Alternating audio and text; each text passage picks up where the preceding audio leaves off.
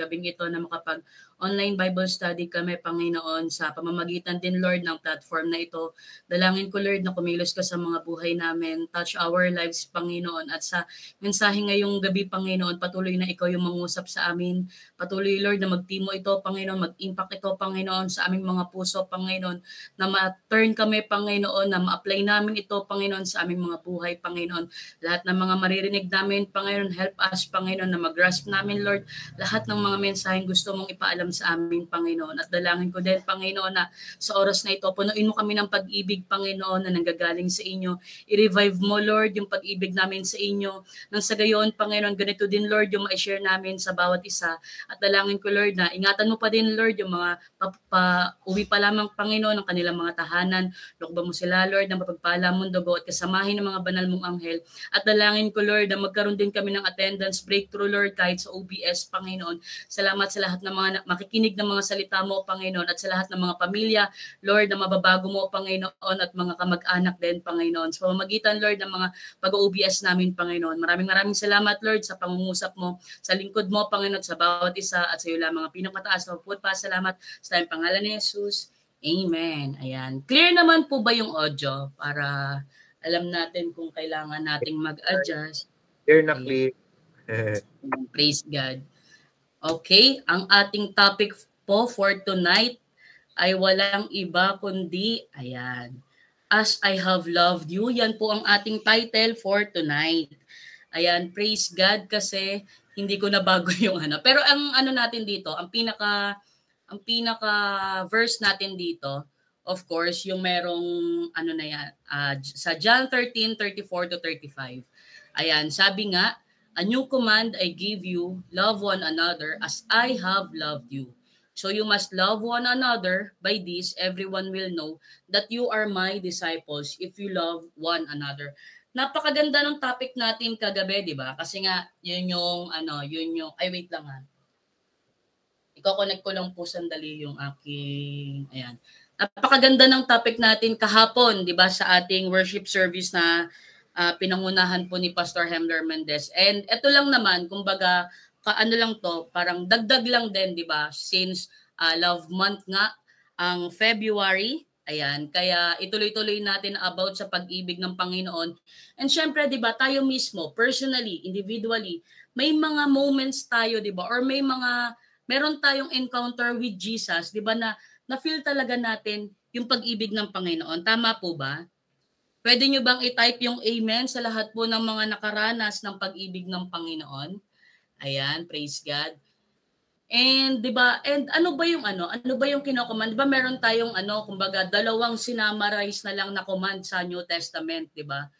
Ang una, 'di ba, love the Lord your God. Yung pangalawa naman is love one another, 'di ba? Kung ipa-paraphrase lang natin, 'di ba? And may mga questions tayo na paano nga ba natin mamahalin ang mga kapwa natin? Sige, himay-himayin po natin 'yan later on sa ating topic po. And sabi din dito, 'di ba? Ito yung pinaka laging lumalabas pag Love Month eh. Yung 1 Corinthians 13:4-7. Sabi nga diyan, alam ko kabisado 'to ng iba eh.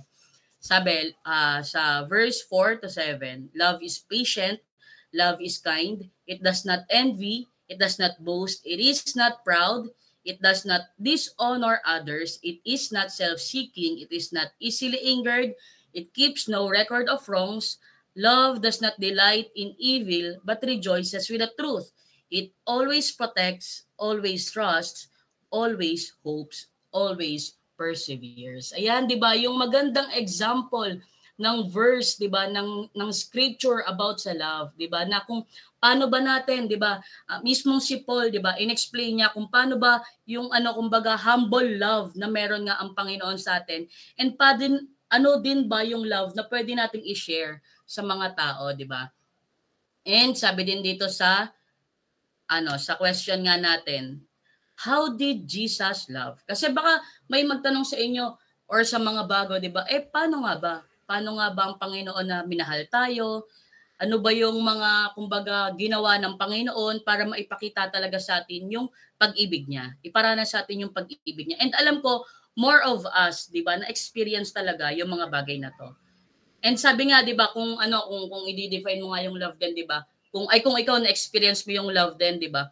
hindi kumbaga magtatagal ka sa ano sa kumbaga sa tao na 'yon, magtatagal ka sa Panginoon kasi nga naranasan mo kung ano yung pag-ibig, 'di ba? Kaya nga 'di ba? Ito yung mga examples lang kung paano ba tayo inibig ng Panginoon. Sabi dito, with humble and sacrificial love. Yung kagaya ng sinasabi kanina ni Sister Pau, 'di ba, na sacrificial love. Sige, himay-himayin po natin yung lahat. And sabi din dito sa verse natin na Philippians 2:6-8, who being in very nature God did not consider equality with God something to be used to his own advantage.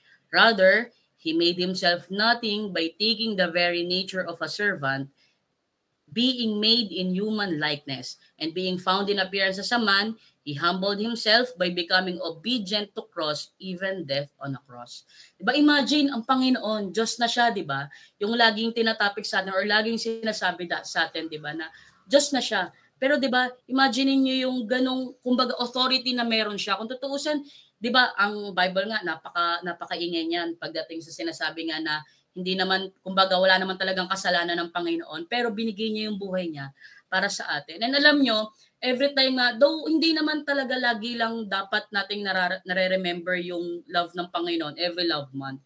Pero 'di ba, every day, 'di ba, dapat yun yung nararanasan natin. And nagaano nga ako, nagtatalo nga ako doon sa kung ano ba yung topic kung about ba sa returning to your first love or about dito. Pero ito nga yung parang lately na lalo na nung Wednesday nga na kinausap nga ako ng Panginoon about sa ganitong ito yung pinaka-message nga sa mga to. Kahit sa life group, yun yung pinaka gusto ko ngang kumbaga ibaba sa life group natin. Mahihimay natin yan.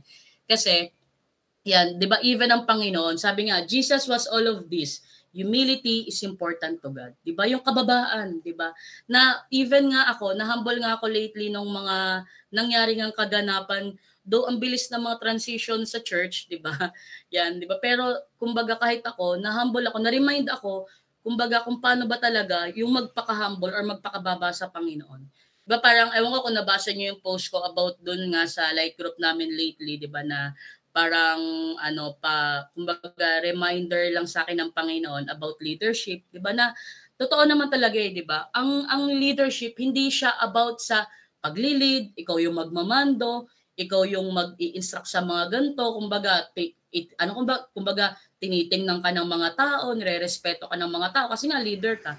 Pero alam nyo, even ang Panginoon, hindi naman ganoon ang ginawa ng Panginoon 'Di ba?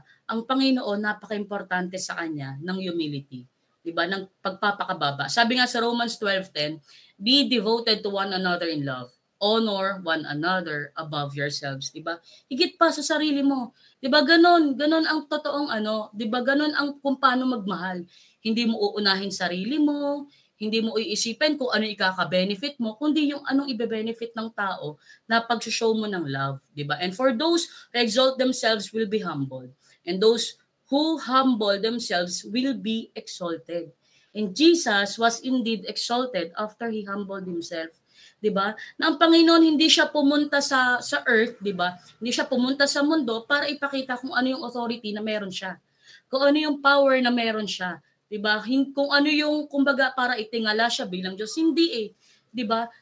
Pinakita niya sa mga tao kung paano magse-serve, 'di ba? Kung paano yung ipapakita mo, ipapamalas mo or ipapa-experience mo sa mga tao kung ano yung true love, 'di ba?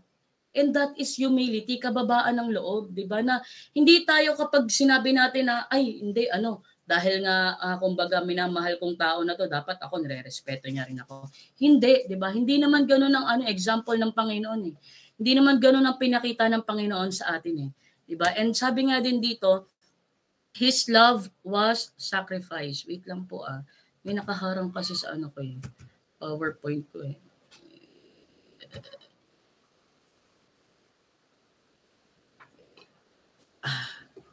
Hindi ko siya matanggal. Yan, ito na lang Yan, sabi dito, his love was sacrificial. Tama ba? Kasi may nakaharang sa... Ayan, tama. His love was sacrificial. And sabi din dito sa Hebrews 7:26-27, such a high priest truly meets our need. One who is holy, blameless, pure, set apart from sinners, exalted above the heavens. Unlike the other high priests, he does not need to offer sacrifices day after day. First for his own sins and then for the sins of the people. He sacrificed for their sins once for all when He offered Himself. Diba? Na ganun mismo ang pinakita ng Panginoon sa atin. Diba? Na siya mismo, diba? Na yung pag-ibig niya mismo, kung paano niya pinortray or kung paano niya pinakita yung love para sa atin, diba? Even siya, sinacrifice niya yung buhay niya para sa atin. Imagine a God without a sin, pumunta sa earth, 'di ba? Na kung saan, 'di ba, polluted ng mga kasalanan, 'di ba? Ang kumbaga composed ng mga taong makasalanan. Pero imagine, 'di ba, inoffer niya yung buhay niya para sa atin. And sino dito yung grateful pa din, thankful pa din na everyday nare-remind siya ng pag-ibig ng Panginoon? 'Di ba? Sino dito yung sobrang thankful sa Panginoon na dahil sa ginawa niya sa cross, 'di ba? Na ganoon siya nag-offer ng buhay niya. Dahil nga merong isang nagparanas ng pag-ibig sa kanya, ng totoong pag-ibig sa kanya. 'Di ba?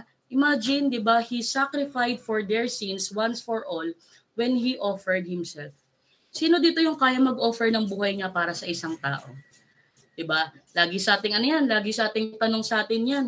Sino dito yung kayang mag-offer, 'di ba, ng kapag like for example, may may masasagasaan dyan sa kalsada, 'di ba, in Jesus name, 'di ba? Pero yung kayang i-save yun, hindi mo kakilala yung tao na yun, pero willing kang i-offer yung buhay mo. Imagine, 'di ba, yung Panginoon, ganun mismo yung ginawa niya, ibinigay niya yung buhay niya sa atin. 'Di ba? And lagi akong kapag kapag about nga sa love ng Panginoon, lagi kong naaalala yung in-illustrate ni pastor sa amin before, yung inahampas, 'di ba, si Jesus, 'di ba, hinahagupit na siya. Pero imagine, pangalan niya yung sinisigaw. Pangalan mo yung sinisigaw niya.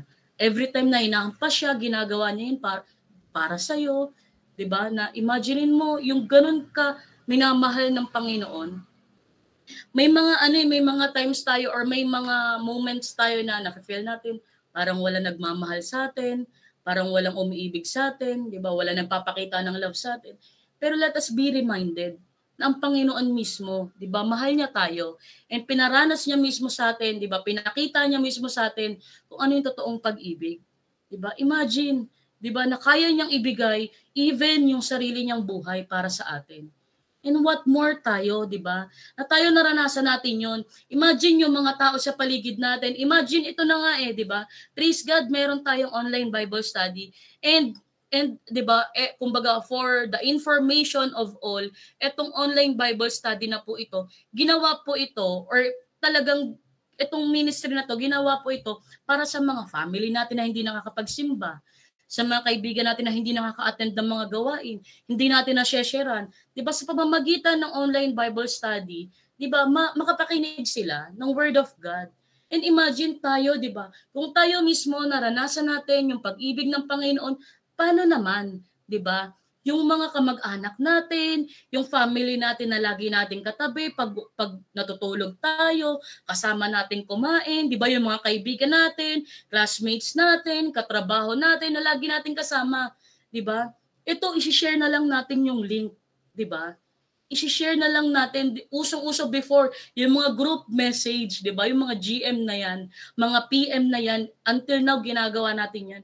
Pero kapag online Bible study, ginagawa pa po ba natin to? And this is the message of the Lord for this month, di ba? Na ma-remind tayo ng pag-ibig ng Panginoon na kahit tayo mismo, naranasan natin siya. Kaya dapat ang gawin natin, ma-share din natin siya sa iba. Di ba, ang alam mo ang isang tao, kapag alam mo na in love ang isang tao, hindi siya napapalagay. Nakikita mo, blooming siya. Di ba, nakikita mo, ang dami niya nagagawang productive. Ganun tayo na kapag na alam natin na 'di ba, filled tayo ng love ng Panginoon, maging productive din tayo sa mga ginagawa natin, na even sa pag-share ng mga links. Kaya may time pa tayo, 'di ba? I-share pa natin yung link natin, 'di ba? And sabi din dito, He sacrificed Himself for our sins and our salvation. 'Di ba? And this is how we know what love is. Jesus Christ laid down His life for us. And we ought to lay down our lives for our brothers and sisters. Again we ought to lay down our lives for our brothers and sisters. Hindi naman yung kapag sinabi, ano ba yun sa mga katipunan before? Yung ng mga, yung ginaganon, di ba? Hindi naman ganun yung pinapagawa sa atin, di ba? Imagine lang yung kaya mong gawin, di ba, sa kaibigan mo, sa kamag-anak.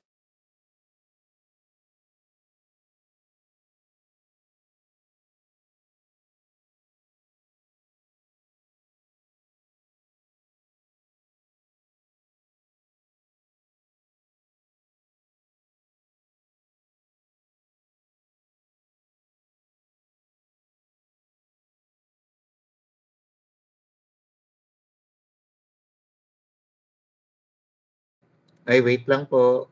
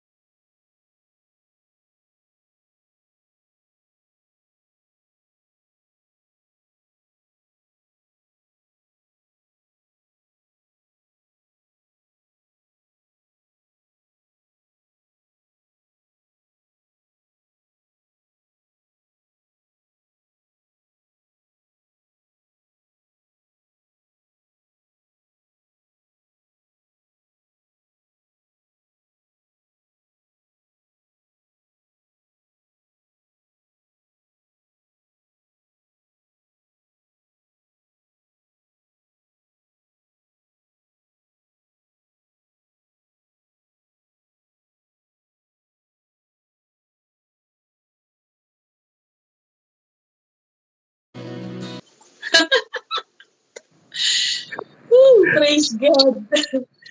Pinagpawisan ako doon. Shucks, pasensya na po kayo. Live tayo. Ayan, sige. Tuloy natin po, Pastor. Okay. Sabi ko, ba't ganun? Wala nang nagre-react. Wala na pala ako. Shucks. Ano yun? Asan na po tayo? Relax lang, inaanak. Oo nga, sige po. Jesus. Hindi na rin namin alam. Nag-conclusion ka na ba? Ala, sige, ano yun natin. Pagpatuloy na po natin. Marami na ba kayo napakinggan ng mga kanta dyan? Sana po ba tayo?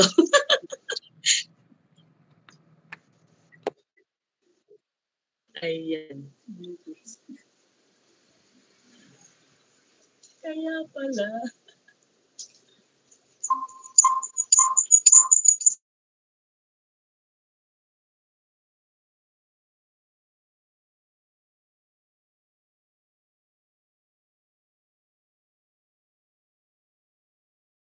Ako na lang magpe-present saya.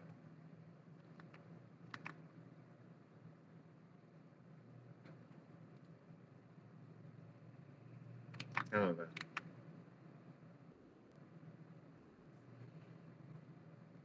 Ay, saan na ba?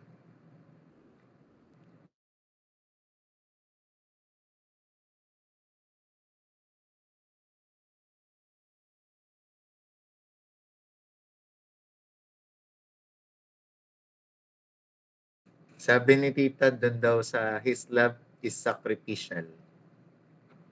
His love was sacrificial. Nandun pa lang pala. Ang dami ko na nasabi. Okay, sige, tuloy natin. Ayan, nakaano na ba? Ay. Ayan.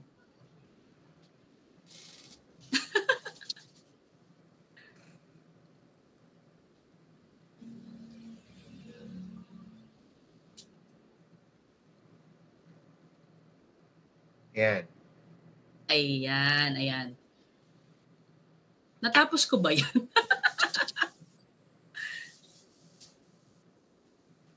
Ayan. Diyan na po tayo, no? Yes. Yes. Okay, sige. Praise God. Pagpatuloy natin to by the grace of God. And, ay sige, Pastor. Sabi nga dyan, sige. He sacrificed himself for our salvation. Ayan. For our sins and our salvation. This is how we know what love is. Jesus Christ laid down His life for us, and we ought to lay down our lives for our brothers and sisters. Yan, di ba? Na ganun din, di ba? Imagine niyo, di ba, na kung ano yung dapat nating gawin. Di ba? Sa mga tao, kapag tinanong natin, ano ba, paano ko ba i-show yung love, di ba?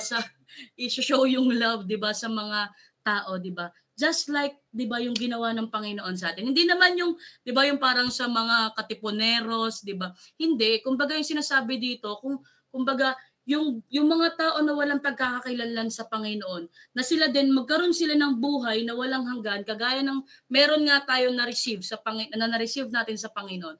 Ganon din yung i-offer natin sa iba, 'di ba? Na wala pang pagkakakilanlan sa Panginoon. And next po, ayan, sabi naman dito, when you love others, is it ultimately for their salvation or for some other motive?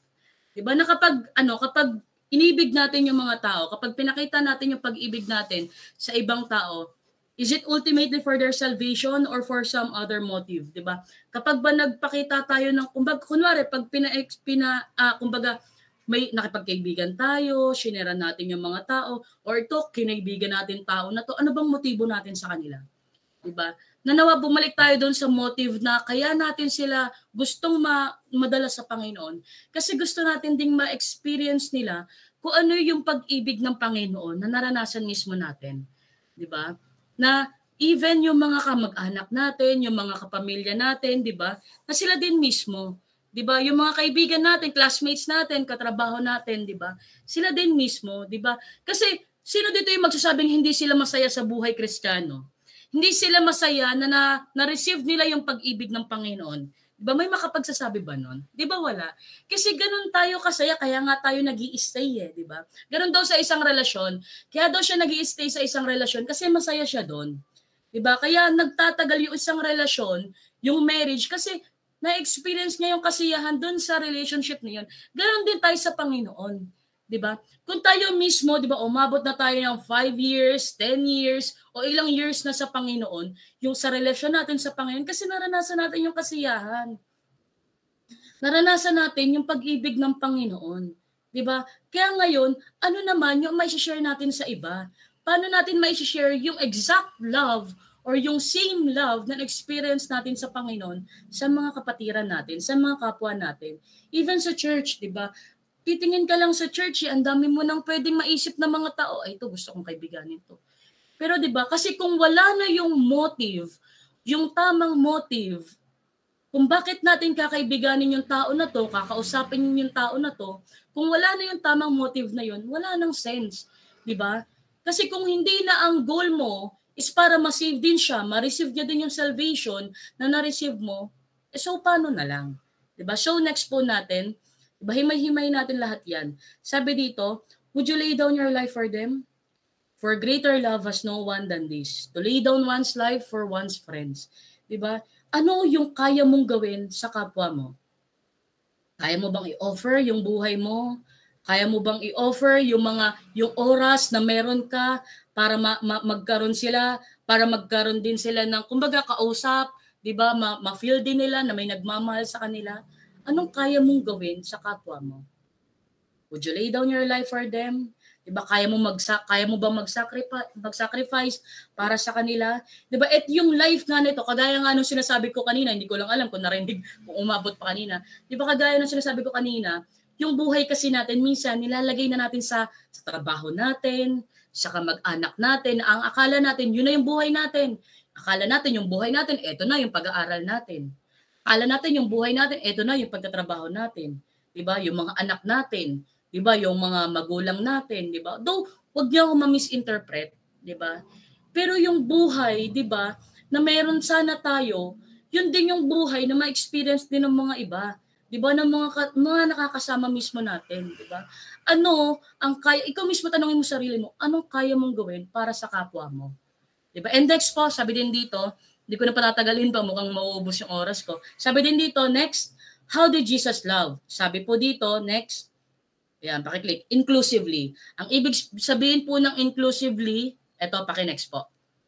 Ayan, inclusive means including everything or open to everyone, not limited to a certain people. 'Di ba? Ganun daw ang pag-ibig ng Panginoon, 'di ba? Para sa pangkalahatan. 'Di ba? Hindi naman sinabi ng Panginoon sa Bible, 'di ba? Mahalin mo ang mga matatalinong tao. So kung minahal mo lang yun, tayo lang ang nagmamahalan dito. Hindi, joke lang po. 'Di ba? Pero kung yun ang sinasabi ng Panginoon sa atin, 'di ba, na piliin mo lang kung sinong mamahalin mo, ito lang yung dapat mahalin mo. 'Di ba? Hindi ganun Hindi po ganun ang kalooban ng Panginoon. Next, 'di ba? Sabi dito,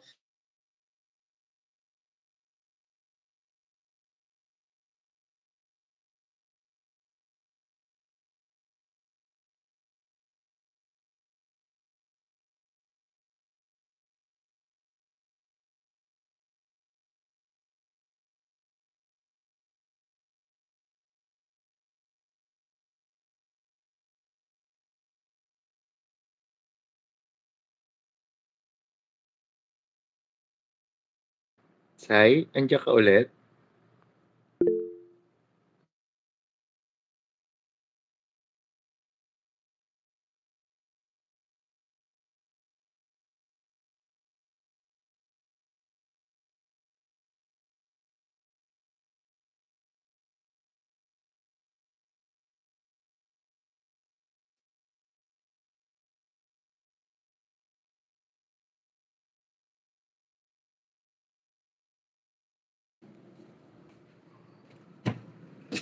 Yan, siguro po mahina po yung signal ni Sai.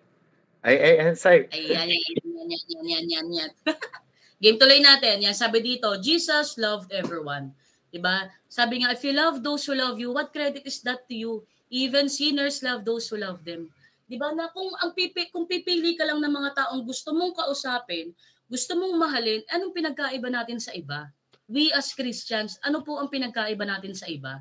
Diba? Kung mamimili lang tayo ng mga mamahalin natin, kung mamimili lang tayo ng mga tao na gusto nating kausapin, diba? Alam niyo, ako, honestly, sasabihin ko po sa inyo, isa ako sa guilty nga sa mga gantong bagay, na minsan, ayokong kumausap ng mga, kumbaga, ako pero wino-workout ko to, and syempre binabagaw din naman ako ng Panginoon dito. Minsan na-intimidate kasi ako sa mga taong yung parang feeling ko ang social. Diba? Parang kaya minsan, ayoko silang kausapin. Pero hindi naman gano'n ang kalooban ng Panginoon Sino dito yung ayaw nilang kumausap ng mga uhugin, ng mga feeling nila, pag tiningnan, hindi pleasing sa mata. Diba? And sabi nga, we are called to love everyone too. Diba? And next, sabi po dito, sa ating next slide, in today's society, people who don't share the same views are quickly labeled as haters. Diba? Kapag nga feeling natin yung iba na hindi naman kaare doon sa mga desisyon or sa mga kumbaga sa motive natin, sa mga prinsipyo natin sa buhay, 'di ba? Parang nilalabelan agad mga haters or mutually demonized, 'di ba? Parang hindi lang nasaniban lang, para mga ganon, 'di ba? 'Di ba, paraphrase nga lang. And syempre hindi naman ganoon ang kalooban ng Panginoon 'di ba? Yung hindi naman tayo mamimili, 'di ba, na kapag hindi na pag 'di ba, kahit nga ang Bible maingay diyan love your enemies. Pero sa atin ang inaano agad, hindi, haters 'yan hindi kaari 'yan, yung mga ganyan, 'di ba? And next, sabi po dito, yan, sa next slide natin, ito nga sa 1 Corinthians 13:4 to 6. Yan, 'di ba? Love is patient, love is kind. 'Di ba? Pag tayo, 'di ba, ayaw natin sa mga taong mayayabang, ayaw natin sa mga taong, 'di ba, parang maere, 'di ba? Pero ano ba yung totoong love? 'Di ba? Love is patient, love is kind. It does not envy, it does not boast. Yan yung example, 'di ba, ng Bible sa atin kung ano ba yung totoong love. 'Di ba? Kasi hindi naman siya yung love, kumbaga kung ano lang yung prinsipyo mo, yun lang yung dapat katumbas ng mga taong mamahalin mo. Hindi. And next, sabi po dito sa next slide natin, ayan. Jesus loves us all as we are and meets us where we are at, 'di ba? Before we are sinners, 'di ba? But he also loves us enough not to leave us there. 'Di ba? Na oo, mahal naman talaga ng tao yung mga mahal naman talaga ng Panginoon yung mga tao. 'Di ba? Even yung mga sinners, even yung mga makasalanan, 'di ba? Sabi ng Panginoon, 'di ba? God loves the sinners. Pero hindi naman niya iniwan na doon lang. 'Di ba? Natapos lang doon sa sinner lang siya. Hindi natapos yun doon, 'di ba? Sabi nga, he also loves us enough not to leave us there. He calls us all of us to follow him. He called everyone to repent, even his disciples. Next, sabi po dito, ayan. Jesus reached out to the marginalized sinners to save them and to heal them. Pag sinabi pong marginalized, ito yung, kumbaga sa isang society, parang set aside sila yung mga lowly people, yung mga, kumbaga, kagaya sa Bible, di ba, yung mga tax collectors, di ba? Ganon, di ba? Pero ang Panginoon, ni-reach out din niya naman si Matthew. Isa siyang tax collector, di ba? Pero ni-reach out din ng Panginoon si Matthew. Kaya nga gano'n na hindi naman namimili ang Panginoon na makasalanan siya, yun na lang siya, di ba? Hindi isa-save ng Panginoon yung mga makasalanan. Hindi. Kasi kung hindi isa-save ng Panginoon yung mga makasalanan ng mga tao, edi sana hindi rin tayo na-save, di ba? Kasi tayo rin, mga makasalanan din tayo, di ba? And next, sabi po dito, sa next natin, ayan. Ano rin ba? How did Jesus love us? By speaking the truth in love. Sabi po dito sa verse natin, next. Ayan, ay sabi dito, ayan, ito yung mga example ng mga verse, diba? Sabi, whoever Jesus spoke to, whoever it be a Roman governor or prostitute, he spoke the truth and then let them decide if they accepted it. Diba ang Panginoon, pinakita niya talaga yung kumbaga kung sino talaga siya. Ayan, 'di ba na mismo ang Panginoon pinakilala naman niya talaga yung sarili niya.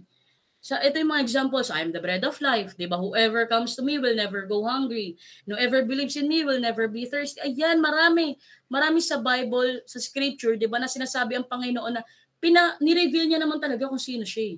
Kung ano yung mga kaya niyang gawin 'Di ba? Sinabi niya naman talaga kung ano yung katotohanan sa mga tao.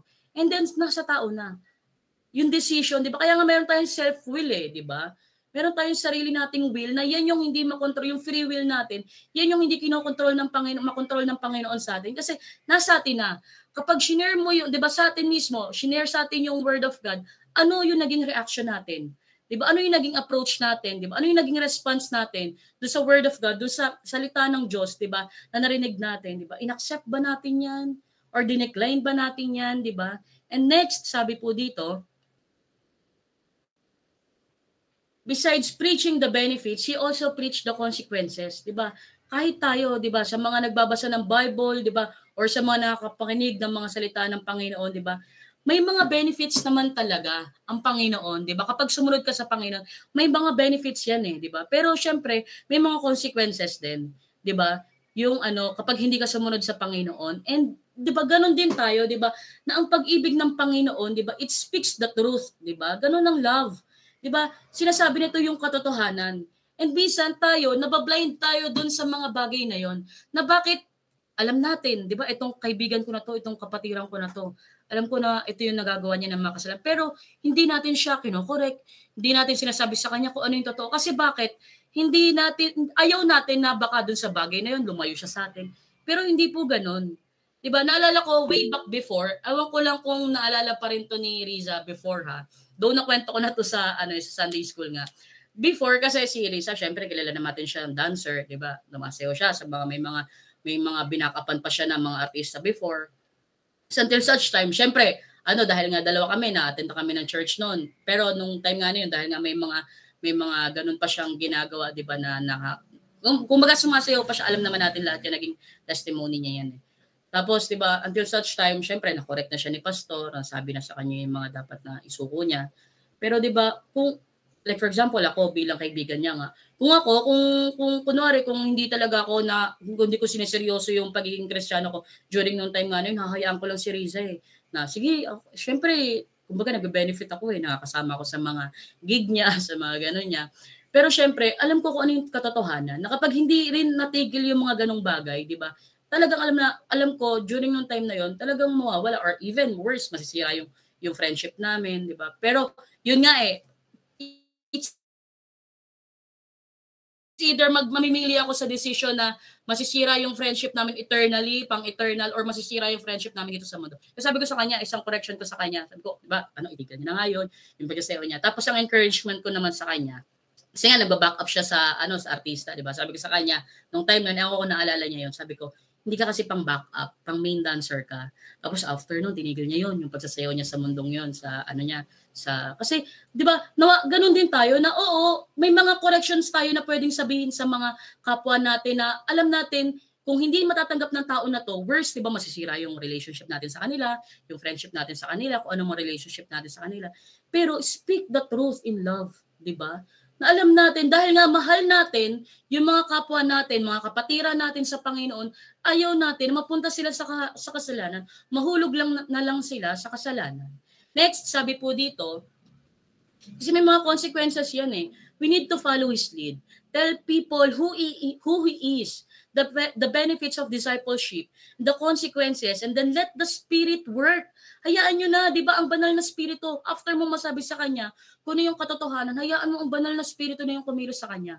But our delivery is the key. Siyempre, nasa pag-deliver din natin yan, yung tamang delivery. When speaking the truth in love, don't forget the love part. The two goes together. We want people to listen to us as we share the truth. Diba? Sabi nito, next. Ayan. People don't care how much you know until they know how much you care. Kung hindi mo pinapa-feel sa tao na to na mahal mo siya or hindi mo pinapa-feel talaga sa kanya yung love na meron ka sa kanya, wala lang.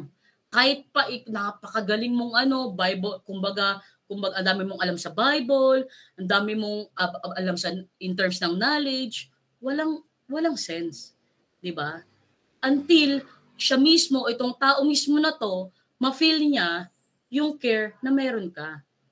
'Di ba? Ako hindi naman ako sinabihan ni Risa before na pumunta ka ng church, umattend ka ng church kasi mapupunta ka ng impyerno. Hindi naman ako ginanon agad ni Risa kasi syempre ang makasalanan mapupunta siya sa impyerno. Hindi niya ako ginanon. Una, ang alam yung natutuwa ko, sa family nila pinaranas nila sa akin kung ano yung pag-ibig, 'di ba?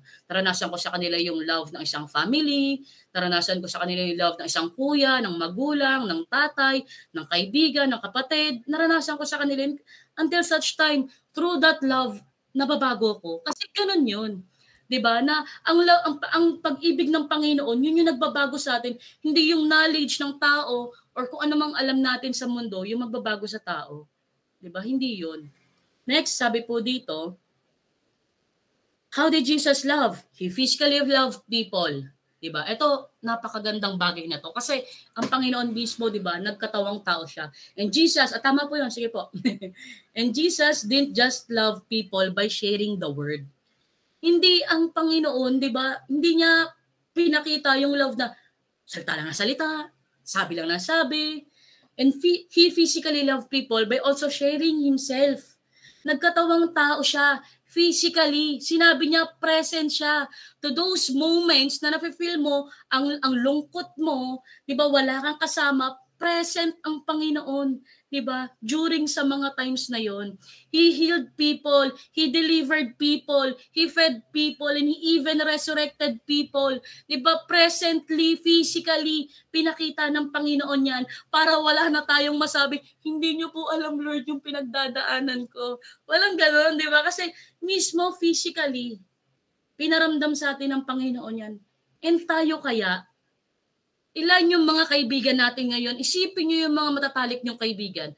Mga kapatid niyo, kamag-anak niyo, ilan dito yung nafe-feel nila walang nagki-care sa kanila, walang nakikinig sa kanila, walang willing makinig sa kanila. Ilan dito yung mga naiisip yung tao na yon, 'di ba? Reach out to those people. Next, sabi po dito, yan, paki-next po. Alam niyo yung The Forge, ito nga yung sinasabi ni Pastor kahapon eh. A big part of becoming a man is showing up. Show up dun sa mga taong kailangan ka. Di ba? Hindi enough yung sasabihin mo, pinagpipray kita. Oo, malaking bagay yun ha. Pero alam mo, malaking bagay din yung, may napanood akong video sa Facebook, may 8 minutes ka ba? Narinig niyo, napanood niyo yun? Yung sinasabi, may 8 minutes ka ba? Si Ate Mer, ginanong ko nung nakaraan. Sabi, Ate Mer, may 20 minutes ka ba? 20 minutes lang. Diba? Pero hours yata yung tinagal ko. Diba? Kasi malaking bagay yun. Diba? Na mag-show up ka, ipa-feel mo sa tao na nandun ka lang. Andun ka. Kaya nga, sorry again ha. Sorry again kahapon kila Ate Grace, kila Mary. Parang nung ginagawa ko nga tong PowerPoint na to, sabi ko, grabe, parang gusto ko namang umiyak, guilty ako kasi 'di ba kahapon nga dedication ng church nila pero wala ako, hindi ako naka-attend. Kaya pero nagsorry ako kay Mary. Sorry din po Ate Grace kung nandito ka po, pakisabi din po sa kanya. Pero napaka-importante noon, 'di ba? Nung time, 'di ba naalala ko nung time na si Mary, during nung time na nawala yung mama nila. Andun lang ako sa tabi niya. 'Di ba? Wala akong sinasabi, walang words, wala akong sinasabi sa kanya, walang comfort na words, walang ganon. Nandun lang ako sa tabi niya. Ganon ka-importante yung presence ng isang tao, 'di ba? Na ipakita mo sa kanya na nandiyan ka, present ka sa kanya, 'di ba? Ilan dito yung mga nasa church, 'di ba? Nung Wednesday, kaya nga sabi ko sa inyo, ang laking impact ng message nito sa akin kasi nung Wednesday, kaya nga praise God, pinag-pray yung mga yung mga tao sa church ganon. Parang nung pinag-pray ko noon si George. Sabi sa inyo, dedicate. Sabi ko sa inyo, nung una pa lang hinawakan ko pa lang si George, umiyak ako, naiyak talaga ako kasi na-remind ako doon sa basta may post, may sinabi sa amin noon about sa na-experience nga ni George. Sumiiyak ako na hindi ko na nga alam kung tutuloy ko pa ba yung pagpe-pray ko. Tapos kasi nga na ako. Tapos pinag-pray ko yung iba, yung mga hindi ko laging pinagpe-pray. Na-remind ako doon sa mga simulain ko sa church na Lord, nagsimula kami dahil lang pinagpipray namin isa-isa yung mga tao. Yung mga hindi namin, yung mga bagong dating, pinagpipray namin sila isa-isa. Pinapa-feel namin sila sa kanila na nandito kami. 'Di ba? May magpipray sa inyo. 'Di ba? May taong nandito willing, 'di ba, na may pakita na present sila sa mga buhay nyo. 'Di ba? Na sino dito yung ganun din, 'di ba? Na nawala na yung ganung moment sa inyo. Diba nawala na yung ganong moment sa atin na dahil nga nakita natin, ay hindi, ang dami ng kuya ang dami ng ate, ang dami ng magkakaibigan, diba sa church, okay na sila na lang doon. Hindi, diba? And I am, diba, parang tinatouch din ito sana, I pray, yung hearts ng mga YA, diba, ako bilang YA syempre guilty ako dito diba, ng mga, ang dami pa nating kailangan gawin para sa Panginoon. Diba, na tayo na, ito na yung, natin, yung buhay natin Pero kahapon sa pastor's team, gusto kong sabihin kay Mary Ann, ay, nag-outreach ka, di ba may trabaho ka? Pero grabe, gusto kong lumubog sa inuupuan ko na may mga work na tong mga to, pero nag-outreach pa rin sila. Di ba? Imagine niyo yung pwede nating magawa. Di ba? Just be present dun sa mga tao. Kasi ang Panginoon physically, pinakita niya yan Di ba? Next, sabi po dito, yan, paki-next po ng PowerPoint natin. We need to not only speak the truth in love, but walk in it as well. Tayo din, di ba? Enough na dun sa mga katuruan. Oo, praise God, nagtuturo tayo ng Word of God, pero let there be an action. An action of love. For love is an action, di ba? Verb, di ba? Yan nga yung explanation ng iba Dapat may action, di ba? And next, hindi ko na po babasahin yung mga verse nyo na lang din. We Christians can pride ourselves in talking the talk, but are we walking the walk? Diba? Lumalakad ba tayo sa salita ng Panginoon, sa Word of God, diba? Nilalakaran din ba natin kung ano yung mga sinasabi natin, diba? Pero kung tayo din mismo hindi nakikita sa atin this night, diba? Magkaroon tayo ng divine exchange, diba? I-surrender, repentance, diba? I-repent natin sa Panginoon yung mga pagkukulang natin sa mga bagay na to. And kaisa nyo ako dyan, di ba? Kaisa nyo ako sa bagay na to. Next, sabi din po dito, yan, paki-next po. Yan, sa John 13:34-35. Meron lang akong picture na dito. Kasi nga, sobra ako na kung paano tayo nagsimula. Imagine, di ba, ito yung simulain natin from NHA times. 'Di ba? Ito pa yung mga life group namin before. Kung naabutan niyo to, 'di ba? Nandiyan pa sila Rowie, sila Neri. Tapos imagine niyo kung ilan lang yung mga life group na to. 'Di ba? Let this be a reminder na wag tayong mag-stop, 'di ba? Doon sa paglilingkod na ginawa natin way back before, kung gaano tayo kasaya na nagbubuo tayo, 'di ba, ng mga friendship, ng mga pagkakaibigan sa church, 'di ba? Ituloy natin 'yan. Paki-next po. Tingnan niyo 'to ngayong mga picture na 'to. 'Di ba? Hindi ko naman syempre hindi naman natin kinukuha yung glory sa Panginoon. Pero imagine yung saya natin na nagbunga lahat ng mga simulain natin. 'Di ba? Nawa laging ma-remind sa atin 'yon. 'Di ba yung mga sinimula natin sa Panginoon, 'di ba, na kung ilan na yung mga kasama natin ngayon, yung mga nakakasama natin ngayon. 'Di ba, praise God, imagine niyo natutuwa ako kay Jess ngayon.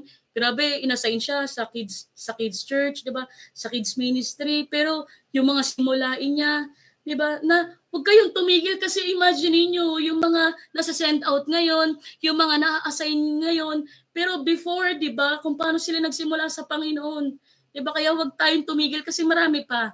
Marami pa tayong magagawa. Marami pa, 'di ba, na maglilingkod sa Panginoon. 'Di ba? Kaya paki-next po. Tingnan niyo itong mga picture na to. Imagine itong mga bata na to, itong mga youth na to, itong mga adults, 'di ba? Nandiyan na ba yung mga kapatid natin, kaibigan natin, mga magulang natin? Kaya marami pa tayong i-reach out sa Panginoon. Pag tinanong niyo sarili niyo, paano ko ba mamahalin yung mga tao? Just as I have loved you. Kung paano tayo minahal ng Panginoon, yun din yung iparanas natin. 'Di ba, sa mga tao, kung paano natin naranasan yung pag-ibig ng Panginoon, hindi na para yung marami ka pang iisipan, hindi ganito, ito yung mga plano ko, ito yung mga gagawin ko. Hindi. Ipakita mo lang kung paano mo naranasan yung pag-ibig ng Panginoon, ito yung iparanas mo sa mga tao. 'Di ba? Yung love mismo, yung magdodraw sa mga tao papalapit sa Panginoon. 'Di ba? Maipamalas mo lang, maipakita mo lang yung pag-ibig ng Panginoon, enough na yon. 'Di ba? Masabi mo lang na present ka, 'di ba? Praise God nga 'di ba? At nagsimula 'yan. Bakit? Naranasan natin yung pag-ibig sa mga pastor natin, sa mga leader natin, 'di ba? Imagine niyo. Imagine niyo yung mga simulain natin sa Panginoon. Ako, sobrang guilty talaga ako na gano'n na yung mga, imagine yung mga cry out na mga pastors sa atin. Pero I pray, 'di ba, na talagang natatouch na tayo. Natatouch na yung mga buhay natin na enough na dun sa mga kabisihan natin. Hindi yung trabaho, yung buhay natin. Hindi yung mga classmate natin, mga pag-aaral natin, yung buhay natin. More pa, ahead pa yung kayang ibigay ng Panginoon sa atin. At kapag tumigil tayo, paano na lang, 'di ba? Inisip ko nga, Lord, kapag pala tumigil akong magmahal sa mga tao, samantalang si Isaiah nag-i-start pa lang siyang mag-grow, paano pa kaya kung walang magki-care sa kanya? Kaya sobrang natatouch ako sa mga kids teacher, sa mga ministers natin, 'di ba, na talagang naglilingkod. Imagine niyo yung mga pastor natin, 'di ba? Ilang taon na nga sila pero hindi sila tumitigil. Diba yung sinasabi nga sa atin sa The Forge, 2 years nag-disciple, pero nga, thank God, diba yung mga pastor natin, 11 years na nga sila nagdi-disciple, hindi sila tumitigil. I pray nawa, hindi maging hindrance kung anong status natin sa buhay para magmahal tayo ng tao. And I pray na talagang gawin natin siya. Let this be an encouragement and as a challenge for everyone. Kahit isang tao lang, diba? Bigyan nyo ang Panginoon, bigyan natin ng Panginoon kahit isang tao lang. 'Di ba? Isang nanay mo, isang tatay mo, isa lang, 'di ba? Isa lang. Dalhin mo sa Panginoon. Ako nagsimula lang din ako sa ganyan. Nagsimula ako kay Ina, nagsimula ako kay Raven, 'di ba? Hanggang kay Adrian, 'di ba? And I pray na ganun talaga yung gawin natin, 'di ba?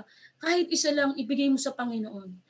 Isa lang, pakitaan mo ng totoong pag-ibig kung paano ka sinave ng Panginoon, kung paano ka minahal ng Panginoon, ipakita mo sa isang tao yon. Tingnan mo kung anong kayang gawin ng tao na yon, di ba? Kaya kay Mary, sobrang proud ako sa kanya and glory to God sa buhay niya. Diba? Kasi kung tinigilan ko, kung tinigilan ko si Mary before, syempre kasi ang personality ni Mary napakalayo sa akin eh. Kasi napaka outgoing kong tao eh. Si Mary napakatahimik eh. Pero kung tinigilan ko siya, sino kaya yung kasama nila Ate Grace ngayon, di ba?